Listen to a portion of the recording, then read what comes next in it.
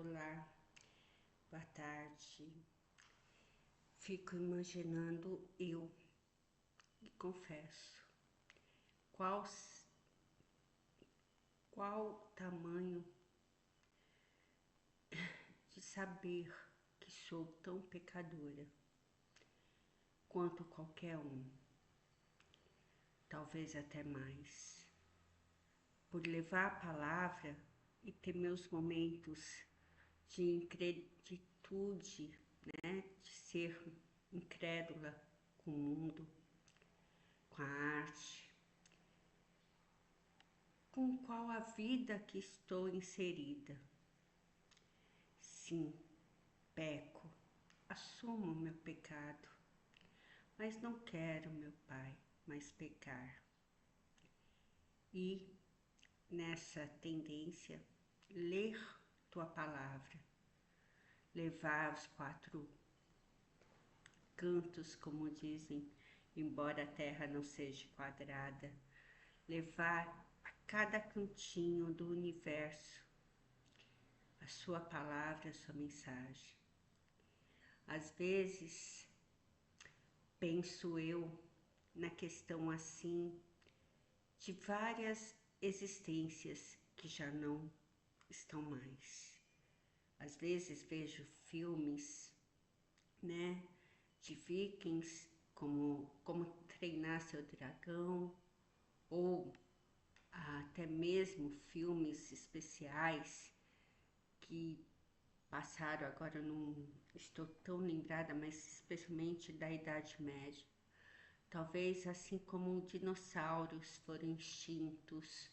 Claro, diz a ciência que foi através de um cometa que devastou todo o planeta e acabou com os dinossauros. Mas se a gente observar determinados lagartos, répteis, eles se assemelham a alguns, ou não, ou será minha imaginação. Mas lembro de tantas vidas que já foram extintas com a violência que nós temos para os mares, para as nossas florestas, para tudo. Diz que a seriema não se pode nem pegar um ovo, né? Que é crime ambiental. E como nós podemos assassinar as crianças dos nossos ventres? Claro, como diz um colega meu, o melhor meio de se evitar é colocar um feijãozinho entre os joelhos e segurar, não deixá-lo cair. Acho que todos entenderam a mensagem por aí. Mas ter o cuidado, não ser promíscua, não ser levianos, nós somos muito levianos. Aí eu falo por todos, sim, porque, gente, os nossos decoros, né, o nosso decoro, nossa postura, né, às vezes eu vejo que abre um sozinho, a mulherada parece que está na praia. Nossa, e nós estamos no inverno. Eu fico imaginando como será o verão. As mulheres vão andar nuas pelas ruas? Mas quem sou eu, né, para criticar? Se na minha casa eu não posso nem falar das vestimentas. Às vezes, sei que o jovem gosta de mostrar o corpo, mas será tão necessário assim? Sigamos então com a nossa leitura. Hoje eu estou muito reflexiva. Gente, olha, antes de mais nada, também falar o seguinte: se a gente for pelos desenhos dos Simpsons, eles já tinham dito que o Brasil não seria campeão nessa Copa. E hoje, para mim, é um jogo mais decisivo, porque eu estou entre a família dos meus pais, né, portugueses. Sou, sim, uma fã de Cristiano Ronaldo, sou assumida, e os espanhóis, que é da família, né, que são, assim, da família do meu esposo. Claro porque se meu sogro estivesse vivo, torceria para a Espanha. Se meu pai estivesse vivo, para Portugal. Mas, como diz meu marido, que vença o melhor futebol. Ele não. Ontem, mesmo com a minha torcida contra tantas coisas, e eu fico pensando nos milhões de brasileiros. Compram uma camisa lindo de se vestir na Copa do Mundo, agora vão guardá-la. E nas eleições escondem que são realmente brasileiros. Mas quem sou eu para criticar, como eu disse? Meu telhado é de vidro, pode cair pedras e me machucar. Mas sou assumida na minha posição. Já fui, como para alguns amigos meus, eu declaro, já fui do PT. Claro, não fui fanática, não sou daquele fanatismo cego que, sabe, tem a viseira assim que nem o cavalo que não pode olhar para os lados, só em frente, só em frente. Não, eu não vesti tanto a camisa e talvez inconscientemente eu sempre fui mais a nível assim de uma política mais de família, família tradicional, sim, homem, mulher, filho, sim, uma família que visa valores espirituais, sim. Às vezes, não, eu não vou à igreja, mas não é por isso que eu não posso dizer a palavra, ler a palavra nas redes sociais da minha maneira, e ensinar uma outra forma de levar a palavra, como nossos amiguinhos testemunhas de Jeová, que muitos, nossa, criticam, hoje tendo uma visão melhor da vida, cada um segue seu caminho. Por exemplo, com tantas substâncias que tomamos, é importante o sangue? É importante a doação de sangue? É, mas eles também não estão certos em não fazerem doação ou terem transfusão de sangue? Bem, sigamos em frente, sabe? Eu sou uma católica que assim, respeito as várias imagens, mas dizem que Jesus está ali no sacrário.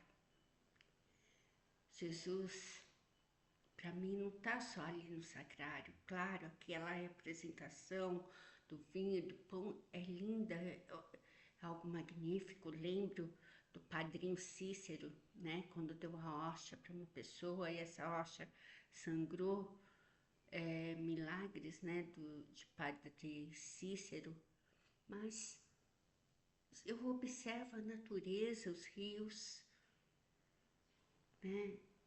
A vida se fazendo, né? O botão de rosa se abrindo. Aí sim, para mim, está a representação do Deus vivo, do Deus que faz transformações em nós. O que realmente buscamos?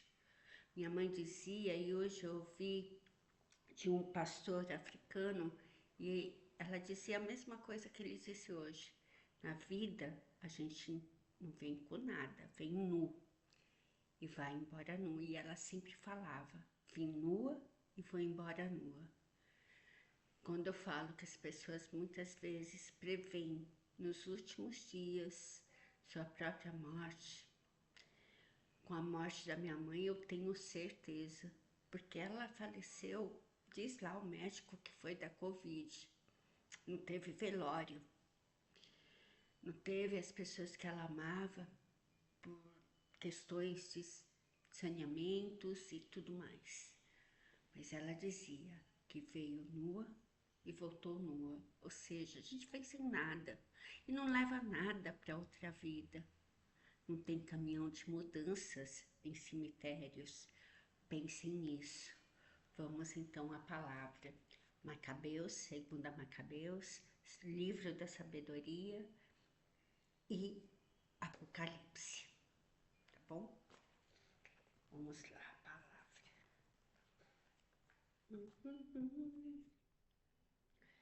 Eu dividi o capítulo 3 em duas partes, né? Então vamos à questão minha. Eu dividi o capítulo 3 em duas partes, que foi até do versículo 1 até o 21, e hoje vamos tentar, né? Deus queira que sim.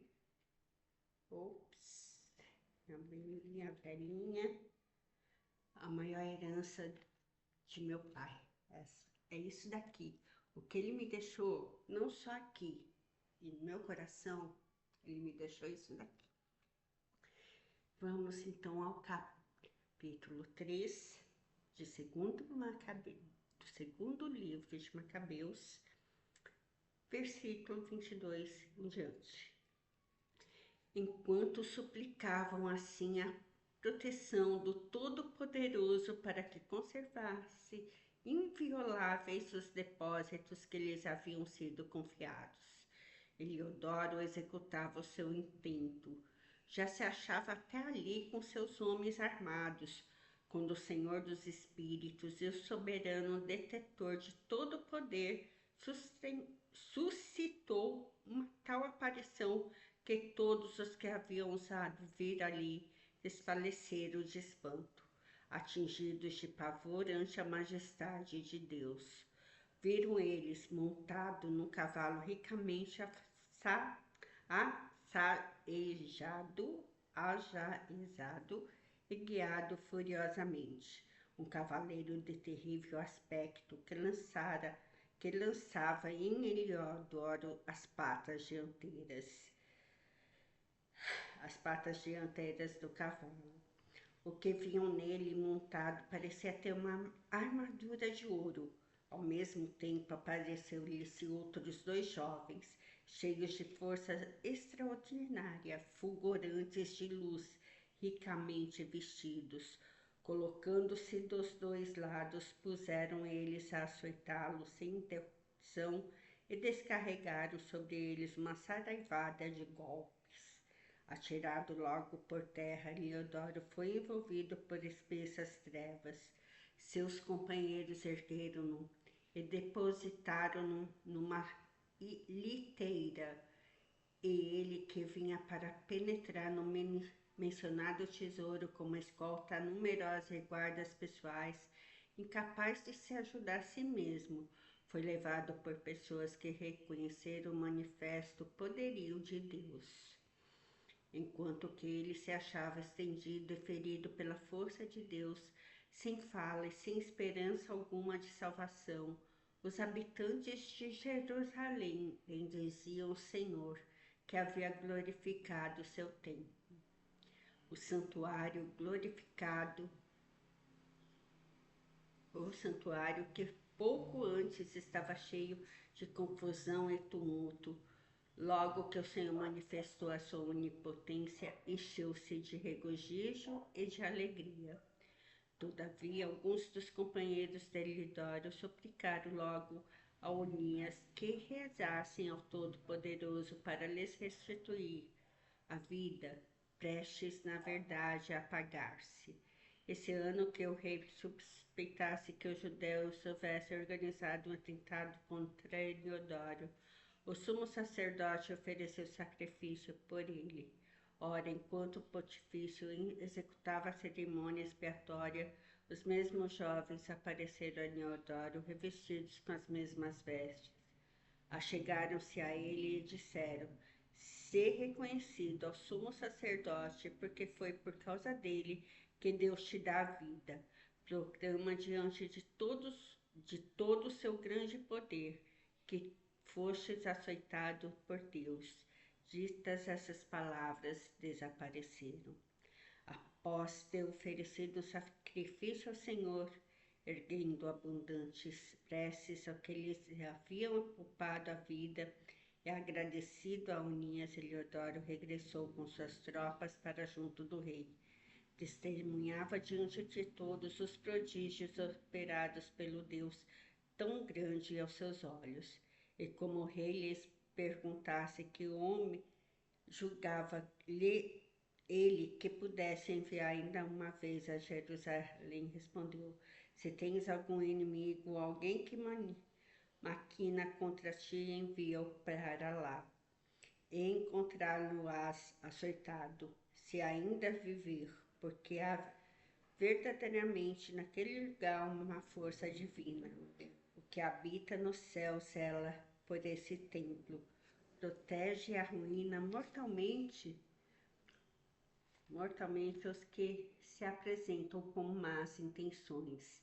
Foi assim que se passaram essas coisas a respeito de Elidório e do tesouro sagrado que foi protegido. Gente, olha que lindo, né? O que é de Deus, minha mãe sempre falava. O que é de Deus, dai a Deus. O que é de César, dai a César. Se as viúvas, as pessoas confiaram em talentos, né? Falavam-se talentos, questão verbal, para o templo, para que aquilo fosse depois custeado para alguma necessidade especial de viúvas, de pessoas que necessitasse, daí sim tiraria dali. Mas as pessoas querem ganância. Às vezes diz que o ouro em Roma é ouro folheado. Já ouvi falar que tem ouro maciço, mas é de Roma, não vamos mexer. É do templo, cada um tem seu templo, seu espaço. Mas não nos esqueçamos nunca, igreja, seja ela qual for, evangélica, umbandista, igrejas, Deus não veio a fim de lucrar, ele veio simples, ele andava com a multidão. Hoje os padres, pastores, ficam em suas assembleias magníficas, esquecem da simplicidade do Deus vivo, do Filho de Deus, a simplicidade de Jesus ao andar no meio de seu povo. Não, ele não se proclamava filho de Deus. Nós lembramos aqui várias coisas que tem na Bíblia, mas ele agia como tal. Tenhamos muita fé, né, gente? Vamos então ao nosso livro. Ai, tá faltando uma coisinha aqui. Vamos ao nosso livro de sabedoria, né? Vamos lê-lo para vocês. Amanhã se inicia o capítulo 4 daqui. Bem, li para vocês o capítulo 15, né? Paralelo entre os adoradores do verdadeiro Deus e dos idólatras. Hoje vamos ao capítulo. Deixa eu ver aqui, tem muita coisa. 169. Aqui, peraí. Capítulo 16 para vocês. Tem 2 páginas aqui. Deixa eu ver quantos versículos são. São 29. Vamos lê-lo. Vou ler na íntegra todo capítulo 16 de sabedoria e depois lerei o Apocalipse.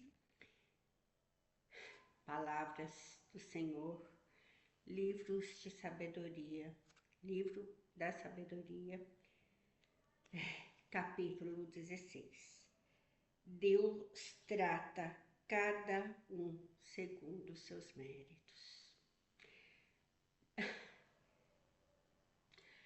Senhor, o Senhor faz aqui eu falar aquilo que vem no coração no momento. Não estudo nada, e vós sabeis, para dizer aqui ao seu público, não ao meu público.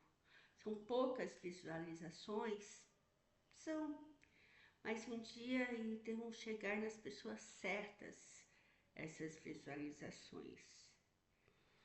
Daí eu vejo que Deus dá a cada um segundo o seu mérito. Será que sou merecedora, Senhor? Será que minha casa é merecedora do seu amor, da sua misericórdia, do seu afeto para com a gente?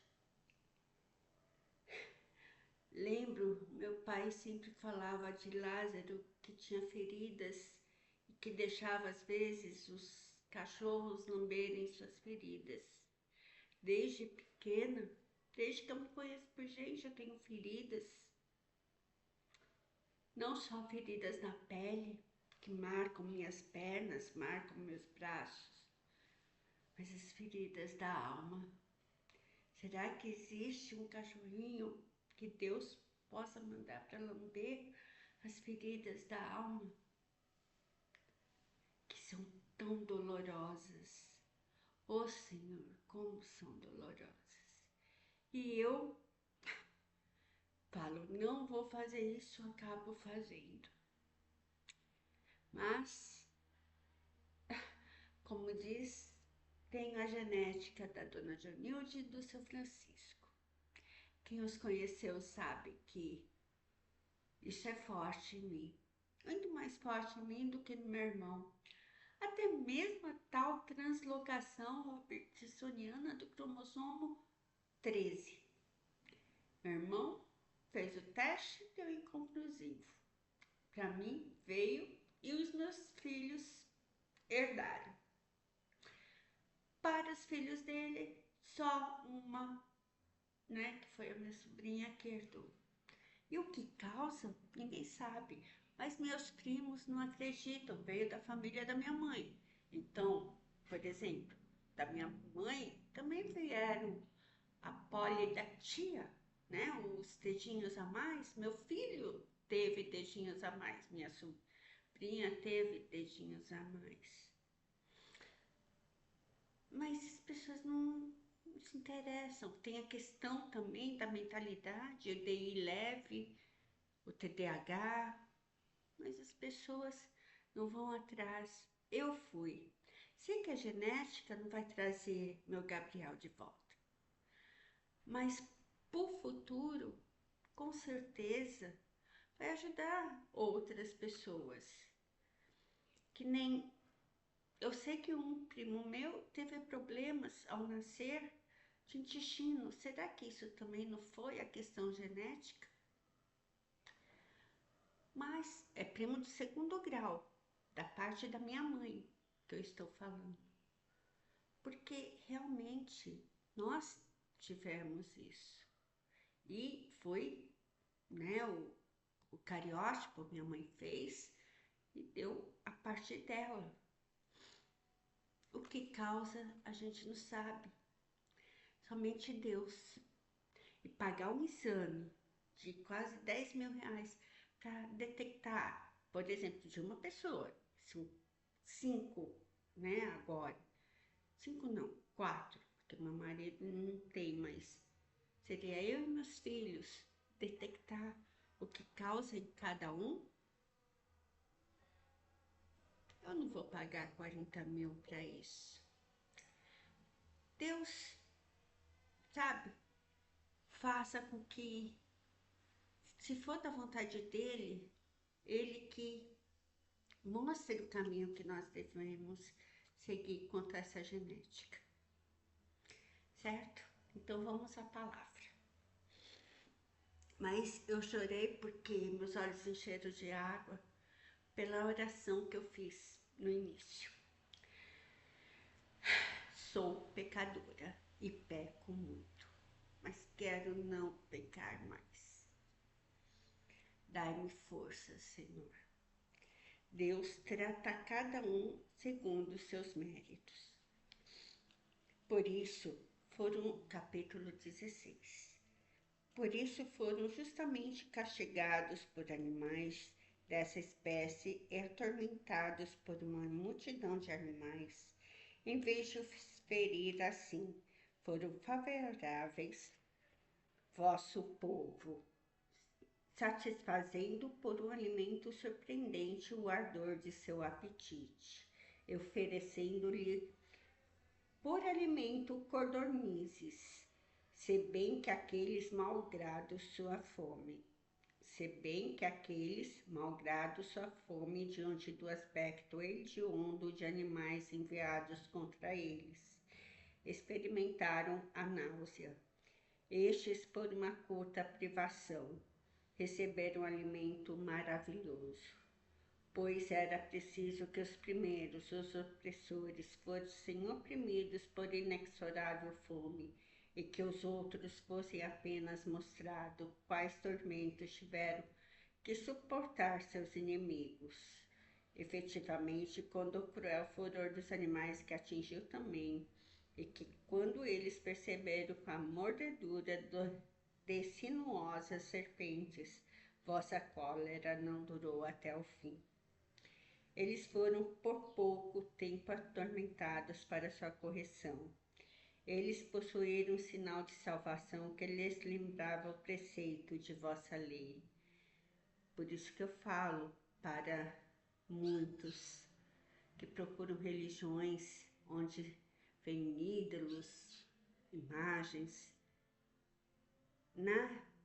Em cada religião tem seus preceitos, mas Deus tem um preceito, tem 10 preceitos que podem ser resumidos assim: amai a Deus Todo-Poderoso e ao próximo como a ti mesmo. E quem se voltava para ele era salvo, não se vista do objeto que olhava, mas por vós, Senhor, que sois o Salvador de todos. Com isto mostráveis a vossos inimigos que sois vós que livrais de todo o mal. Quanto a eles, as mordeduras dos gafanhotos e das moscas os matavam, e não se encontrou remédio para salvar a vida, porque mereceram ser castigados por tais instrumentos. Mas os vossos filhos, mesmo os dentes de serpentes venenosas, não os puderam vencer, porque sobrevindo a vossa misericórdia, curou-os.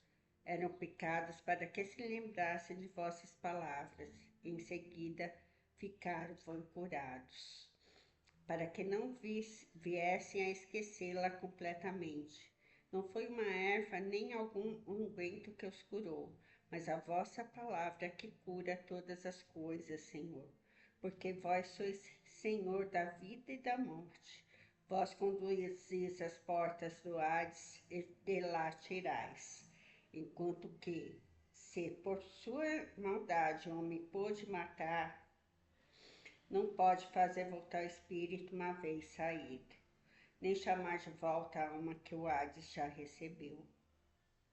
Escapar da vossa mão é impossível, e os ímpios que recusaram conhecer-vos foram fustigados pela força do vosso braço, perseguidos por chuvas extraordinárias, saraivas, implacáveis tempestades e consumidos pelo fogo dos raios. O que havia de mais admirável ainda é que na água que tudo extingue, o fogo tomava mais violência, porque o universo toma a defesa dos justos. Ora, a chama temperava seu ardor para não queimar os animais enviados contra os ímpios, para que estes a percebessem e reconhecessem que eram perseguidos pelo julgamento de Deus. Ora, excedendo sua força habitual, o fogo ardia mesmo no meio da água, para destruir os frutos de uma terra iníqua. Mas, pelo contrário, e com o alimento dos anjos que alimentastes vosso povo, e é do céu que sem fadiga vós lhe enviastes um pão todo preparado, contendo em si todas as delícias, e adaptando-se todos os gostos. Estas substâncias que davais parecia com a doçura que mostráveis aos vossos filhos. Ela se adaptava ao desejo de quem o comia e se transformava naquilo que cada qual desejava. Embora fosse como neve e gelo, ela suportava fogo sem se fundir, para mostrar que era para os inimigos, que o fogo destruía as colheitas, quando ardia, apesar da saraiva, e brilhava debaixo das chuvas, enquanto que, quando se tratava de alimentar os justos, até perdia sua natural violência. A criatura que vos é submissa a vós, seu Criador, aumenta sua força para castigar os maus, e modera para o bem dos que puseram em vós sua fé. Do mesmo modo, transformado em tudo que se queria, servia a vossa generosidade que a todos alimenta, segundo vontade do que nelas tinham necessidade, para que os filhos que vos amais, Senhor, aprendessem que não são os frutos da terra que alimentam o homem, mas é vossa palavra que só conserva em vida aqueles que creem em vós. O que não foi destruído pelo fogo funde-se ao simples calor de um raio de sol, para que se saiba que é preciso antecipar-se ao sol para vos agradar, e que é preciso adorar-vos antes de raiar o dia, porque a esperança do ingrato é como a geleira do inverno, que se derramará como uma água inútil. Gente, aqui que é preciso adorar-vos antes de raiar o dia. Lembrei de alguém que reza durante as madrugadas, né? E que salvou muita gente com suas orações. Bem dizendo, é como se ele orasse para o povo, como o sacerdote lá, o Onias, orou pelos seus inimigos que iam tirar o tesouro do templo. Olha como se encaixa a palavra de Deus. Lembrei sim do Frei Gilson, né? Lembrei, por exemplo, de colegas minhas evangélicas, a Cleitinha, por exemplo, ela às vezes orava de madrugada, agora eu não sei, faz um tempinho, já anos já que eu não a vejo, mas lembrei dela. Quantos de nós realmente acordam na madrugada para orar? Muitos jovens ficam acordados até tarde, bailando, escutando músicas, frequências que atrapalham a mente, atrapalham o corpo, a visão, tudo, mas ficam escutando frequências infernais de músicas. E quantos jovens realmente oraram com o Frei Gilson, oraram, né, de uma forma concreta, acordaram às 3 horas, ou melhor, às 4 horas da manhã para orar. Pensemos nisso, tá bom? E outra, vocês viram, Deus dá um maná pra gente, mas muitas vezes a gente não quer receber. Ele deixa assim víboras nos picarem, mas o veneno dela não nos mata, porque só em Deus, só pela palavra, nós temos a cura. Lembremos disso. Vamos então à questão do livro de Apocalipse. Opa! Nós ainda estamos no capítulo 2, sim. Vamos, eu li do 8 ao 11 e agora vou ler do 12, né, versículo 12 ao 17. Porque são aquelas cartas, né, enviadas às 7 igrejas. Lembram? O anjo apareceu para João, que estava em Patmos, e lá ele foi instruído a escrever, a pegar e escrever tudo o que ele via. E ele o fez. E essa mensagem, então, é para Pérgamo. Então vamos lá, Palavras do Senhor, capítulo de Apocalipse 2, versículo do 12 ao 17. Mensagem a Pérgamo. Ao anjo da igreja de Pérgamo escreve: Eis o que diz aquele que tem a espada afiada de 2 gumes. Sei onde habitais, aí se acha o trono de Satanás, mas tu te apegas firmemente ao meu nome, e não redias, em que minha fiel testemunha Antipas foi morto entre vós, onde Satanás habita. Todavia, tenho alguma coisa contra ti, é que tens aí sequazes da doutrina de Balaão, o qual ensinou Balzac trapaçar, a fazer trapaças aos filhos de Israel, para levá-los a comer carne imolada aos ídolos, praticar imundícies. Tens também sequazes da doutrina dos Nicolaidas. Arrependa-te, pois senão virei em breve a ti e combaterei contra eles com a espada de minha boca. Quem tiver ouvidos, ouça o que o Espírito diz às igrejas. Ao vencedor darei um maná, escondido lhes entregarei uma pedra branca, e na pedra será gravado um nome novo, que ninguém conhece senão aquele que o receber. Gente, eu falo que Deus é maravilhoso. Vocês viram que eu falei do maná, que Ele dá o maná correto para nós. Deus provê, Deus proverá. E olha aqui em Pérgamo, a mensagem a Pérgamo. Ele fala que dará o pão, né? O maná escondido. Então, por que nós, às vezes, criticamos demais? Eu critico demais. Mas é assim a vida. Temos que nos arrepender enquanto é cedo. E assim termina hoje a leitura desses 3 lindos capítulos, né? Desses 3 capítulos, desses 3 livros maravilhosos: Macabeus, Sabedoria, Apocalipse. Sei que hoje o vídeo foi longo, mas se você gostou, compartilhe, fale com um amigo, tá? Divulgue como se diz, esse conteúdo que ultimamente eu ando fazendo. E eu não coloquei nas redes sociais pequenas porque são textos longos e tem que ser aqui. Que Deus os abençoe imensamente.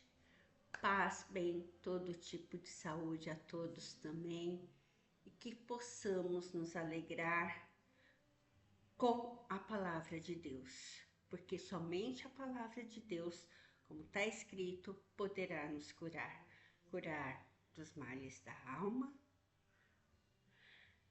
e os físicos também. E os mentais também que estão por aí, precisamos orar muito mais.